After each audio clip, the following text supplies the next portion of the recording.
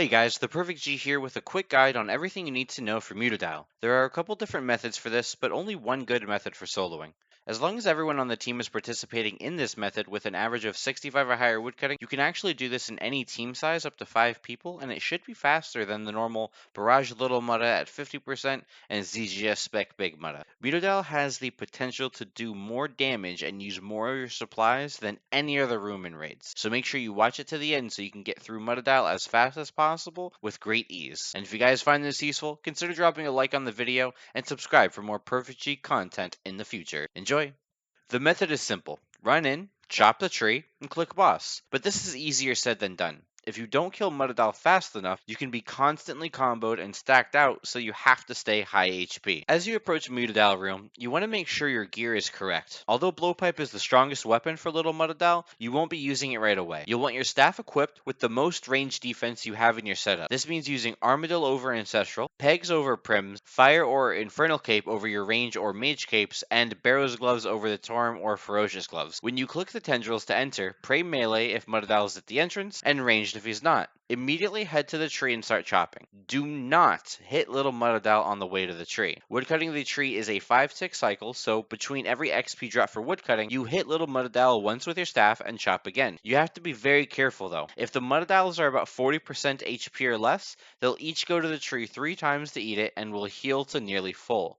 So if you get little Muttadile around 50% HP, stop hitting it. Instead, you can eat a food between chops to maintain your HP. If Muttadile is not near you while you chop, pray range. If he's in melee distance, pray melee. The tree is your top priority. You can put on mage pray between Muttadile hits, but in non-CM raids, the magic attack from the lake is extremely weak, so it's not a big deal. Once the tree is fully cut, switch to your blowpipe and ranged gear and kill little Muttadile. Do not run away and pray range. Stay in melee distance of little Muttadile and pray melee. His melee cannot hit you through your prayer, and if you're in melee distance, he has a lesser chance to switch to range. If you finish chopping the tree with Muttadile around half health, you can use claw specs to finish off little Muttadile a bit faster, but it's a minor time save. Just don't do this if you have Tecton soon after. Then when Muttadile dies, pick up the overload and sip it. You can take the prayer enhance as well, but only sip it after you start attacking the big Muttadile. Now with little Muttadile dead, this is where things get a little confusing. But for big Mutta, pray range and use T-bow. If you don't have T-bow, use your blowpipe until she dies. If you let big Muttadile get too close, it can melee you for over 100 damage, even in a non-CM solo raid. She has 4 different attacks that she can do. Her range, her mage, and then 2 types of melee attacks. She can either chomp at you or she'll stomp on you. If she chomps, you can only hope that you don't die. If she stomps, you have 1 tick to react, so you're able to tick eat this just like her mage and range hits, but it's random which melee she does, so technically you still are getting chanced. There are a few layouts for Big Muttadile. In this layout, you're able to safe spot her 100% of the time using this safe spot.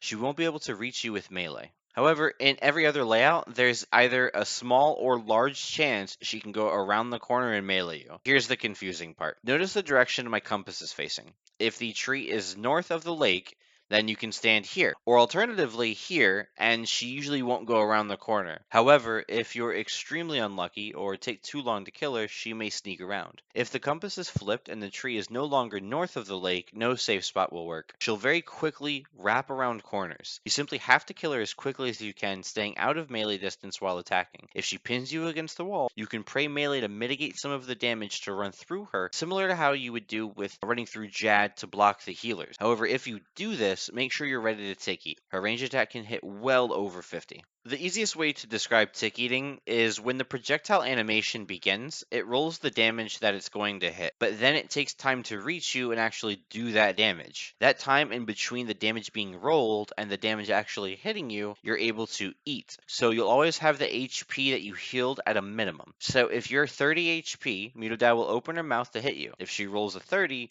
but you drink a dose of brew before that, then you will be 16 HP. This doesn't work with her melee chomp because the damage dealt is on the same tick that the damage is rolled.